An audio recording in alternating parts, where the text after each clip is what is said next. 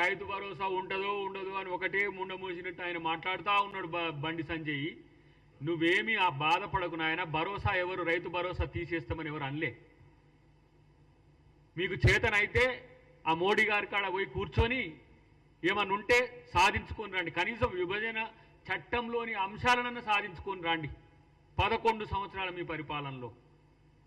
ఇలా మీకు 8 ఎంపీలు ఇచ్చిండ్రు, 8 ఎమ్మెల్యేలు ఇచ్చిండ్రు, మిమ్మల్ని ఇద్దరిని మంత్రులుగా కూడా ఇక్కడ ఎలగబెట్టమని పంపించిండ్రు. మీరు ఏం చేస్తుండ్రు? పొద్దుగాల లేస్తే ఇలా ప్రభుత్వం మీద ఆడిపోసుకోవడం తప్పితే మీకు ఇంకో పని లేదు. ఆ పక్క రాష్ట్రంలో ఉన్న 2 మంత్రులు పాపం వాళ్ళు వాళ్ళ పేర్లు కూడా సరిగా గుర్తులేదు. ఆంధ్రప్రదేశ్లో ఉండే కేంద్ర మంత్రుల పేరు. వారు పోయి ఏ విధంగా లక్షల కోట్లు, ఇలా మొన్న 1,00,000 కోట్లు దానికి అమరావతికి, వాళ్ళని చూస్తే సంతోషం అనిపిస్తుంది అట్లీస్ట్. ఎందుకంటే మనతో విభజించబడి ఆర్థికంగా నష్టపోతున్నామన్న ఆంధ్రప్రదేశ్ కొరకు అక్కడ ఉన్న బీజేపీ మంత్రులు కొట్లాడుతున్నారు. మీరేం చేస్తున్నారు? బూడిద ఇక్కడ.